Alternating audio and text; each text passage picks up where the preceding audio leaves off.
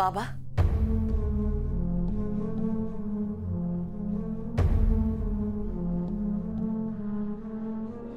বাবা আপনাকে একটা কথা বলতে পারি যদি কিছু মনে না করেন? কি কথা?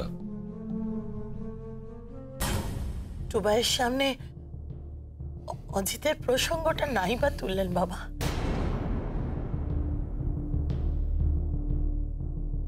পাপ কখনো চাপা থাকে না বৌমা। বাবা। হ্যাঁ বৌমা, সত্যটা একদিন না একদিন প্রকাশ পাবেই। না, পাবে না।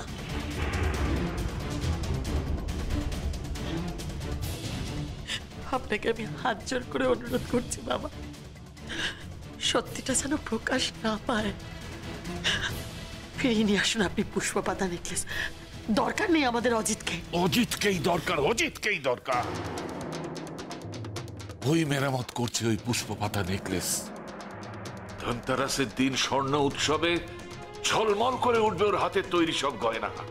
আর হীরক, আপনার ছেলে হীরক যে প্রত্যেক দিন প্রত্যেক মুহূর্ত কষ্ট পাচ্ছে বাবা, এসব বন্ধ করুন বাবা। তুমি বুঝতে পারছো না বৌমা, এই অজিতই। দাদু,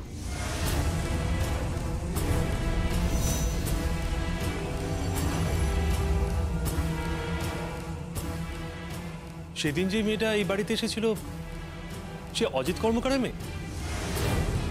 কি নাম ওর? ঠিকানা কি? কি করে? দুবাই। অজিত কর্মকার আমাদের দোকানের একজন শ্রমিক, লেবার। তার মেয়ের নাম ঠিকানা জেনে তুমি কি করবে? একটা চাকর?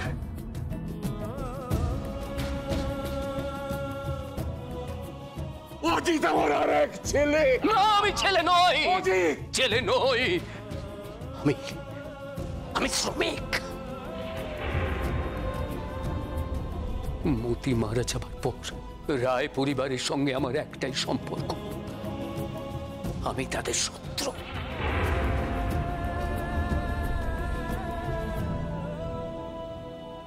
ছি বৌমা, ছি ছি ছি ছি। অজিতকে তুমি শ্রমিক, লেবার, চাকর বলবে না, বলবে না। ওর অবদান এই কোম্পানিতে তোমার স্বামীর থেকে অনেক বেশি, অনেক বেশি, অনেক বেশি।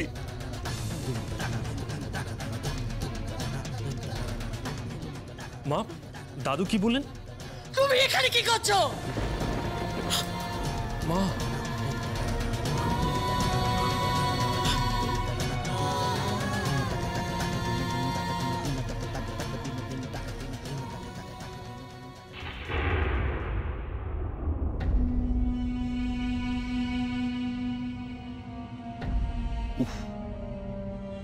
হীরক, আজকে টুবাই অজিত কর্মকারের কথা জিজ্ঞাসা করছিল।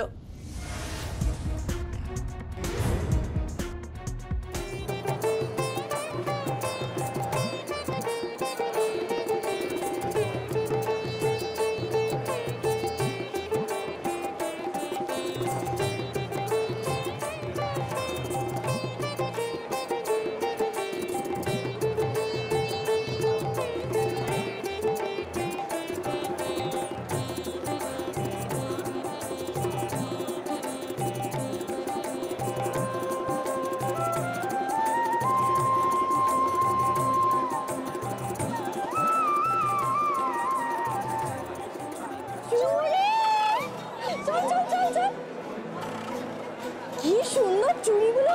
এই দিবা চুড়িটা দেখ, চুড়িটা দেখ। চলো না, এই চুড়িটা দেখাও না গো, তো দেখাও না এই চুড়িটা। কোনটা রে ঝুমকো? আরে এইটা এইটা এইটা। আচ্ছা আচ্ছা, এই নে দেখ।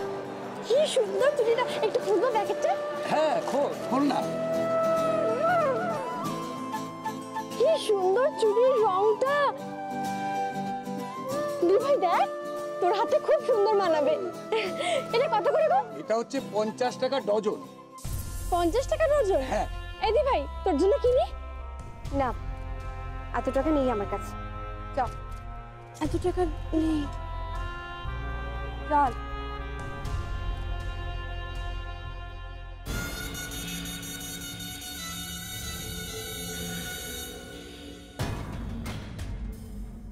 কাকা, হ্যাঁ এখানে যতগুলো চুড়ি আছে সবগুলো দাও।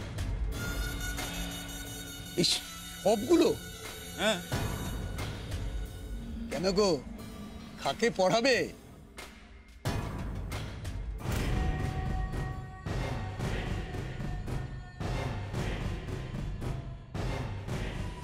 এই চুড়িগুলো যার পছন্দ তার হাতেই মানো। দাও।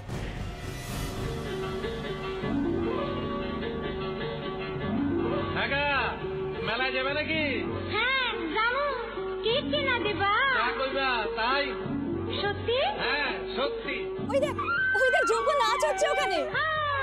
কিনে দে রেশমি চুড়ি, নইলে যাবো বাপের বাড়ি, দিবি বলে কলকাতারি, জানি তোর জারি জুড়ি।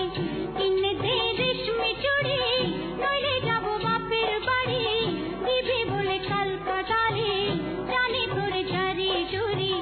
কতবার বলেছিলি মেলাতে নিয়ে যাবি, শাড়ি না দিয়ে আমায় খাওয়ালি ছোলা মুড়ি। কিনে দে রেশমি চুড়ি, নইলে যাবো বাপের বাড়ি, দিবি বলে কলকাতারি, জানি তোর জারি জুড়ি।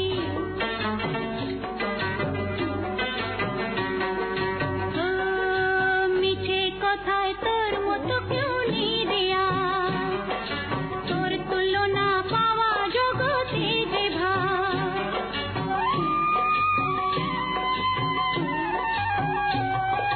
মিছে কথায় তোর মতো কেউ নেই দেয়া, তোর তুলনা পাওয়া জগতে যে ভালো মানুষ পেয়ে আমায় ভোলালি কি ছলো নাই, এবারে ভুলবো না তো যত করে ছল চাতুরি। কিনে দে রেশমি চুড়ি, নইলে যাবো বাপের বাড়ি, দিবি বলে কলকাতারি, জানি তোর জারি জুড়ি। আরে টাকা যদি না থাকে তো না দিবি, হাত ধরে আমায় আপন করে নিবি।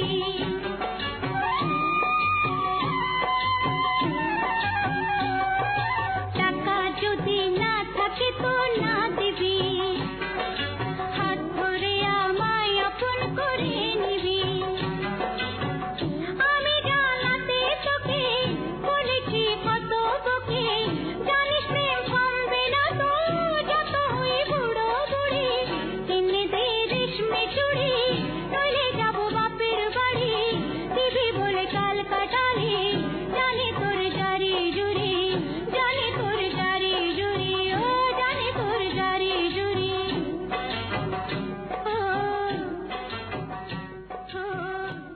জড়োয়া, আরে এই জড়োয়া, হ্যাঁ এই দেখ দেখ কত রং বেরঙের চুড়ি আছে, দেখ।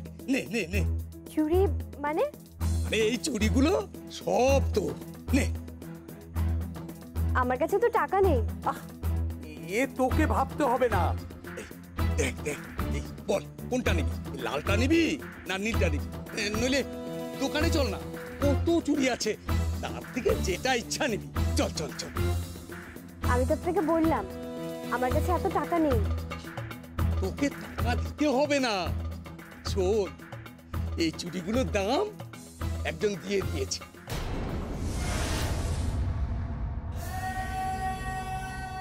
কে দিয়েছে? ওই চুড়িগুলো যার পছন্দ তার হাতেই তো মানায়। কাল যেতে পারি, কিন্তু আপনার বাড়ির চৌকাটে পা দেওয়ার কোনো ইচ্ছে আমার নেই।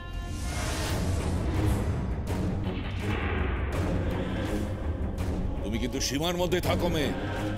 তুমি রায়বাড়ির চৌকাটকে অপমান করছো। মাফ করবেন, যে চৌকাটের ভিতরে থাকা মানুষগুলো আমার বাবাকে অসম্মান করে, সেই চৌকাট আপনার কাছে মন্দির হতে পারে, কিন্তু আমার কাছে তা অতিক্রম করার কোনো ইচ্ছে নেই।